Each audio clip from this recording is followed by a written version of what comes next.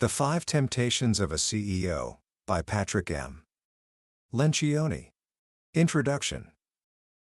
Imagine a man standing alone in his corner office, high above the glittering lights of San Francisco. It's just after midnight.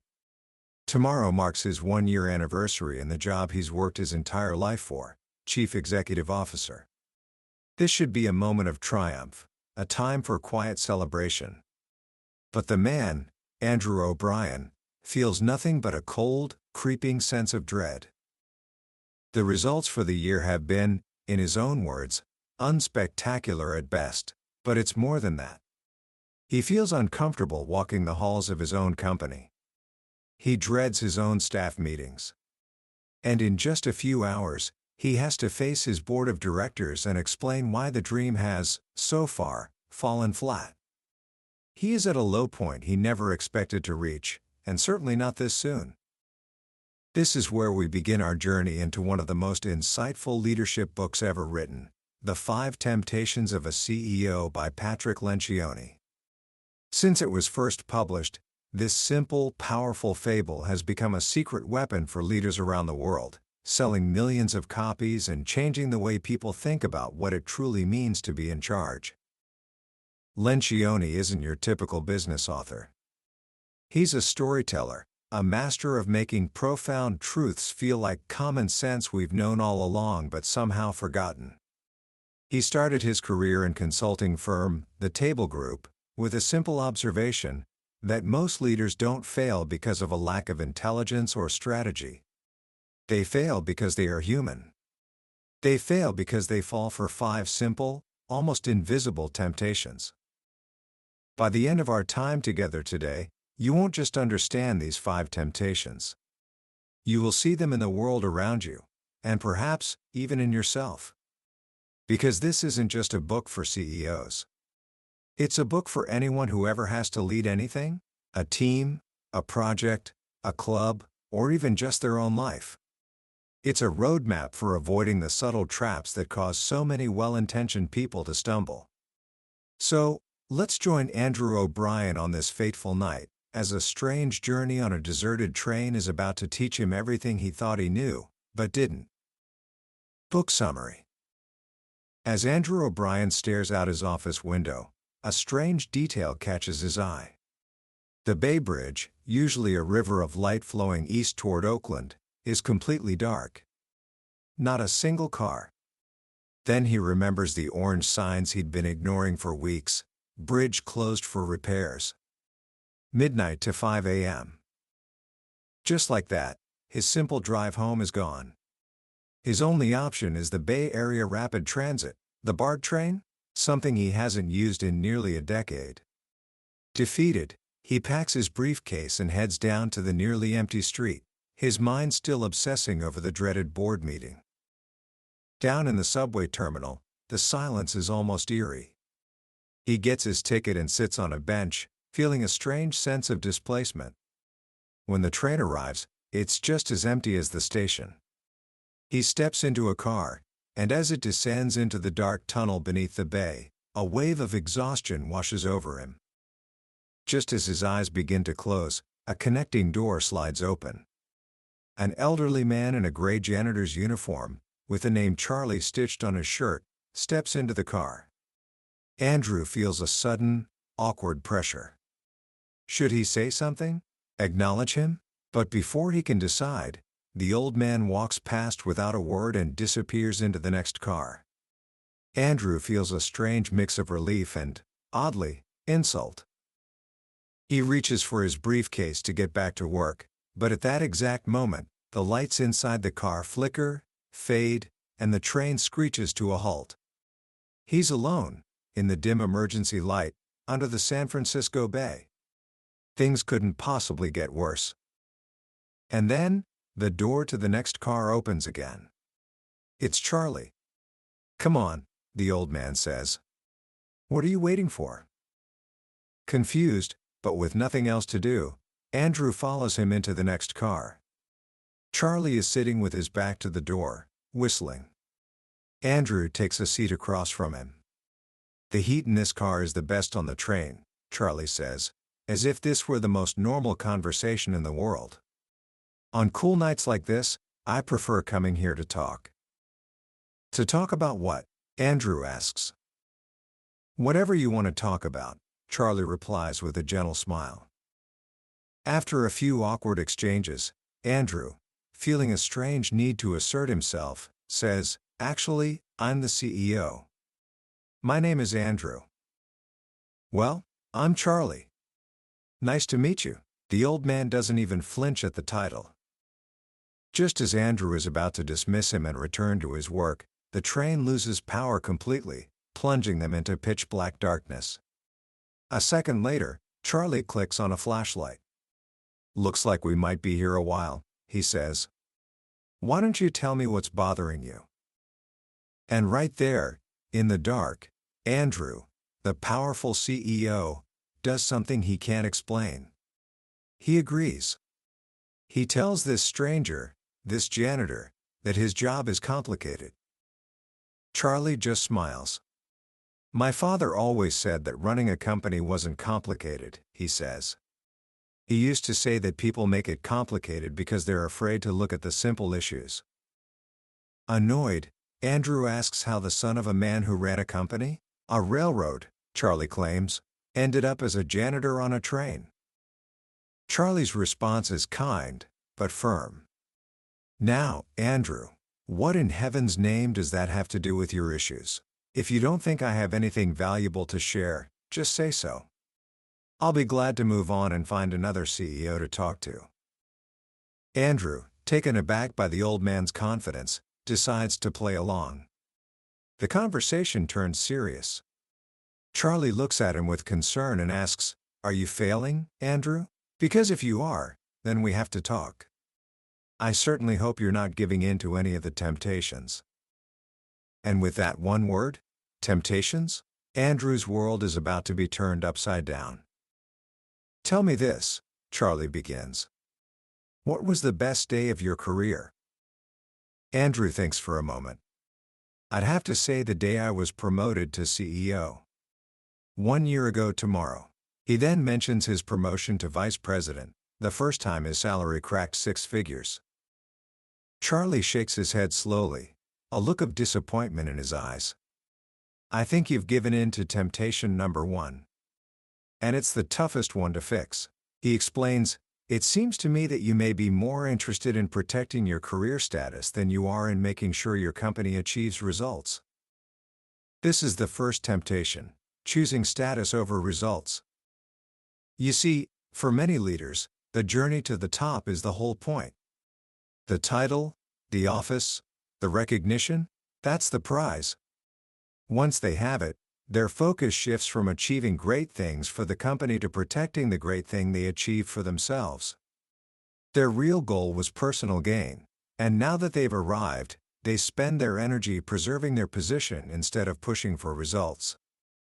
Charlie explains that a great leader wouldn't say their best day was getting the job.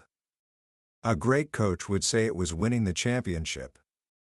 A great president would say it was passing a landmark bill. The achievement isn't the position, it's what you do with the position. When a leader is more concerned with their own ego and status, every decision gets filtered through the question, "How will this make me look?" instead of "How will this help us win?" The entire organization suffers because the person at the top has made their own comfort more important than the company's success. Andrew feels the truth in this, but he's still not entirely convinced. He thinks he's focused on results. "After all," he says, "last week I fired my head of marketing. I'm not afraid to take action." This leads Charlie to the second temptation. He asks Andrew about the marketing executive, Terry. "Why did you fire him?" Andrew lists the reasons. Terry was unprepared for meetings, his ideas were stale, he wasn't delivering what the sales team needed. "And what did you do about it along the way?" Charlie asks. Andrew admits that he liked Terry personally. They were peers, almost friends.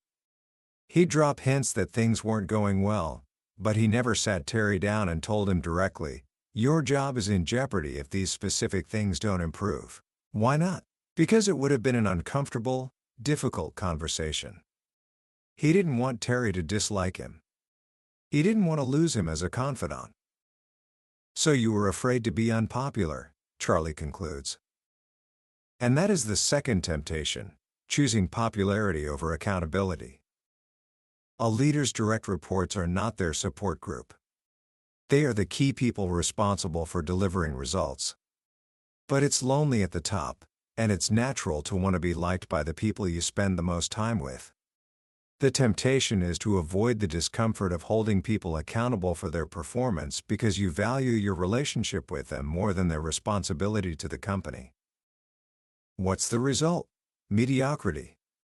People get away with not delivering.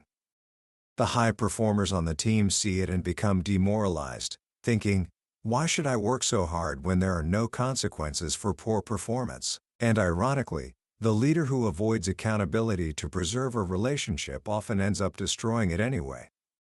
Just like Andrew, they let the problem fester until it's too late, and then they have to fire the person, the ultimate act of severing the relationship. Real leadership isn't about being liked. It's about earning respect by caring enough to tell people the truth, even when it's hard. Andrew sees the flaw in his logic. But he has a defense. How could I hold Terry accountable for specific marketing goals? He asks. My background is in engineering. He's the expert. I wouldn't have known for sure what the right goals were. I would have been guessing. Charlie pounces on this.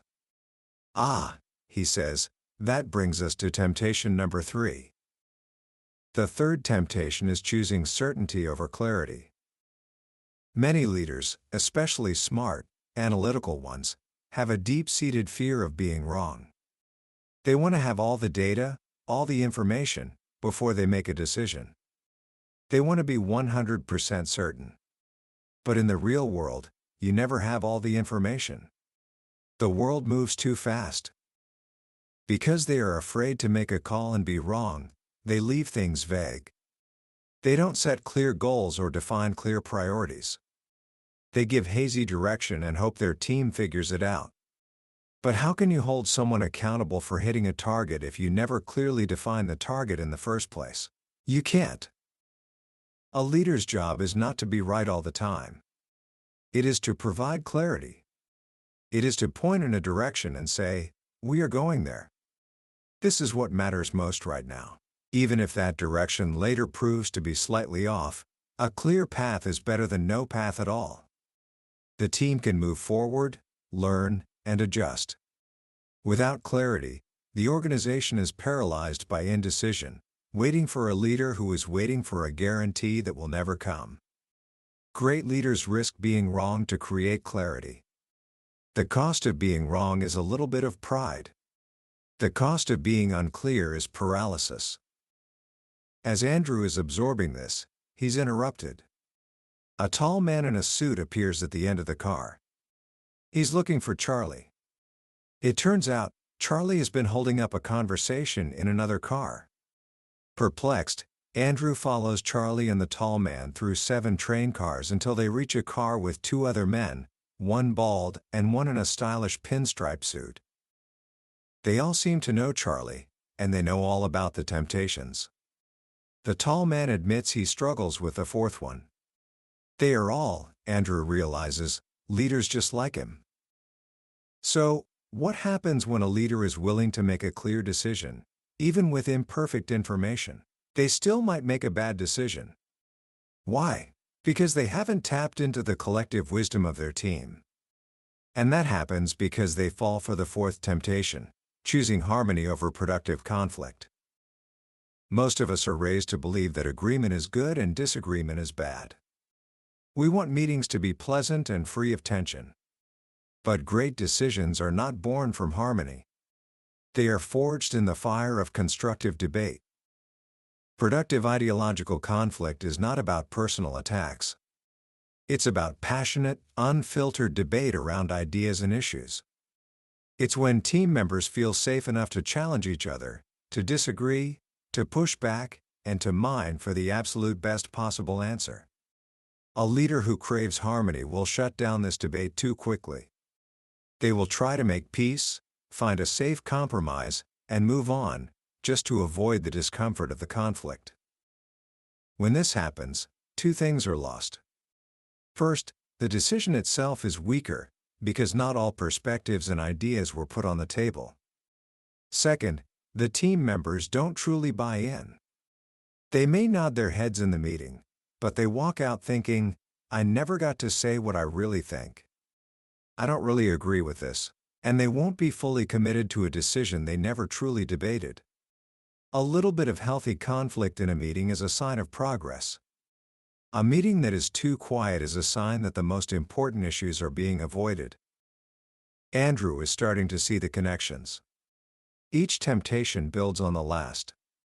A desire for status leads to a lack of focus on results. A desire for popularity prevents accountability. A desire for certainty prevents clarity. A desire for harmony prevents the conflict needed to achieve real clarity. But there's one final piece. The root of it all. The train begins to slow down. The four men stand up to leave. They're getting off. Andrew panics. You can't just stop there. What's the fifth temptation? Charlie simply says, it's time for us to go. Desperate, Andrew blocks the door, pleading with Charlie to tell him the final piece of the puzzle. Charlie sighs. Come with me. Andrew leaps from the train just as the doors close, leaving his briefcase behind. He turns around to find the platform empty. Charlie is gone. He runs up the escalator to the street and sees no one. Then, a voice from behind him. Over here. Charlie is sitting on a bus stop bench. Why are you so desperate? He asks kindly. And there, on that empty street in the middle of the night, Andrew finally breaks. For the first time in my career, he says, I think I'm drowning. And I feel like I'm pulling people down with me just to keep my head above water. Charlie pats him on the back. Let me tell you about temptation number 5. He tells Andrew that his father, the railroad president, used to say he trusted his people with his career. He then asks Andrew, can you say that? Andrew shakes his head. Not even close. Then Charlie asks the crucial question, I was wondering if they could trust you with their careers. The fifth temptation is choosing invulnerability over trust. Trust is the foundation of everything. Without it, nothing else works. Why are leaders afraid of conflict? Because they don't trust their team members enough to engage in passionate debate without it becoming personal.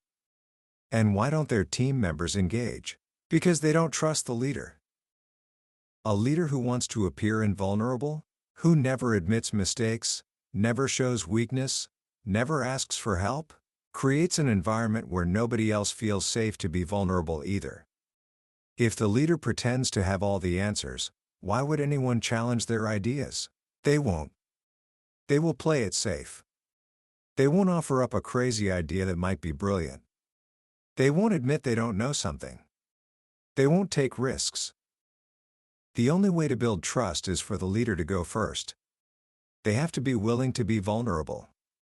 They have to openly admit their weaknesses and mistakes. They have to trust their team with their reputation and their ego, knowing that they might get burned. It is only when the leader makes themselves vulnerable that the rest of the team feels safe enough to do the same. And it is only when they all feel safe that they can engage in the productive conflict needed to make clear decisions, hold one another accountable, and achieve the results that ultimately define success. Vulnerability is not weakness. It's the ultimate sign of strength and confidence in a leader. As Charlie finishes his lesson, a bus pulls up. It's his ride. How do I get comfortable being vulnerable? Andrew asks, one last desperate question. You'll have to figure that one out for yourself, Charlie says with a final, kind smile, and steps onto the bus. Andrew watches the bus disappear into the night. Then, the blaring horn of another bus startles him. He screams and wakes up. He's on the BART train, pulling into a station. Only 20 minutes have passed. It was all a dream. He grabs his briefcase, still there, thankfully, and steps off the train, the weight of his upcoming board meeting feeling just a little bit lighter. The next day, Andrew is late for the meeting. When he walks in, a new board member is there, a sharp woman named Catherine Peterson. The meeting starts, and at first, it goes just as Andrew had feared and hoped. The chairman glosses over the poor results and moves on to other topics. Andrew handles himself well, projecting confidence, and for a while, he thinks he's going to get off easy. But as the meeting is about to end, Catherine raises her hand. "I have a few questions," she says. And then, calmly and methodically, she dismantles the entire facade. She points out the lack of urgency, the passive plans, the poor excuses. She challenges Andrew directly about his hiring mistakes and his lack of a real turnaround plan. The room freezes. Other executives jump to Andrew's defense, calling her unfair. The tension is unbearable. And in that moment, Andrew has a choice. He can hide behind his excuses, protect his status, preserve harmony, or he can face the truth. He pushes his chair away from the table and stands up. "No," he says, looking at Catherine. "We're not doing better than you thought. We've made too many mistakes." I let it go on. For the next 10 minutes, Andrew gives the speech of his life.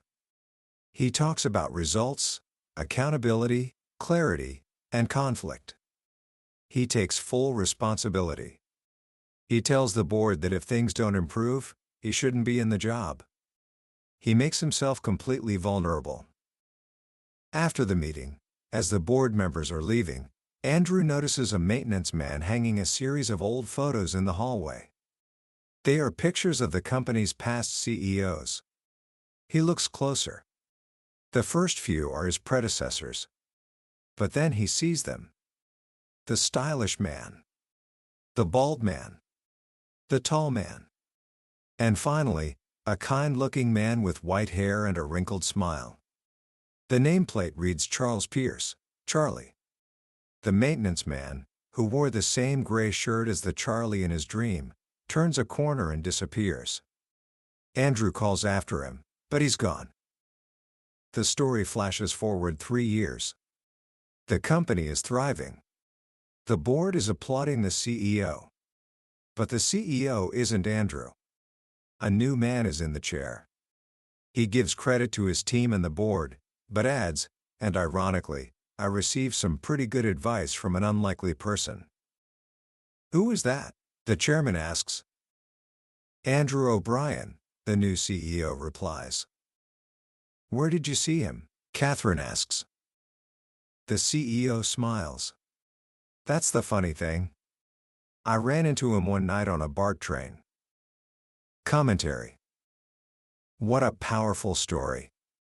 What I love so much about Patrick Lencioni's work is that he takes these complex, intimidating ideas about leadership and boils them down to their simple human core. When you really look at these 5 temptations, you realize they're not just for CEOs of Fortune 500 companies. They are for all of us. Think about it. Choosing status over results? That's the temptation to care more about the title, team captain, club president, honor roll student, than about what the team actually accomplishes or what you actually learn. It's focusing on the appearance of success instead of the substance of it. Choosing popularity over accountability? This is something we face every single day. It's the hesitation to tell a friend they're making a mistake because you don't want them to be mad at you. It's a group project where one person isn't pulling their weight, but nobody wants to be the one to say something and create awkwardness. Choosing certainty over clarity? This is the paralysis of overthinking. It's refusing to pick a direction for a project or even your own life because you're terrified of choosing the wrong path, so you end up choosing no path at all. Choosing harmony over productive conflict? This is the trap of groupthink. It's a room full of people where everyone secretly disagrees with an idea, but no one speaks up because they don't want to rock the boat. So, a bad idea moves forward simply because everyone was too afraid of a little disagreement. And finally, choosing invulnerability over trust. This, to me, is the most profound lesson of all. It's the fear of letting people see our imperfections, of admitting we don't know something, of asking for help. We build walls around ourselves to seem strong, but in doing so, we prevent any real connection from forming. Trust, as Lencioni teaches us, can only be built on a foundation of vulnerability. The true genius of this book is that it gives us a language for these very human struggles. It reminds us that leadership isn't about being perfect. It's about being aware of our own temptations and having the courage to fight against them, day after day. It's about choosing the harder right over the easier wrong. Choosing results, accountability, clarity, conflict, and trust. So, here's a simple action you can take. The next time you find yourself in a leadership position, no matter how small, ask yourself one question from this book. Am I willing to be vulnerable? Are you willing to be the first to admit you don't have all the answers? Are you willing to ask your team for their honest feedback, even if it's critical? Because if you can do that, you create a space where trust can grow. And where there is trust, anything is possible. That was a summary of The 5 Temptations of a CEO by Patrick Lencioni. We've journeyed through the core ideas today, but a summary is like looking at a photograph of a magnificent landscape. You can see the outline, but you can't feel the breeze or smell the air. The real magic of this fable is in the experience of reading it yourself, of feeling Andrew's struggle and Charlie's wisdom in the quiet moments between the pages. This summary is your map, to help you decide if this is a journey worth taking.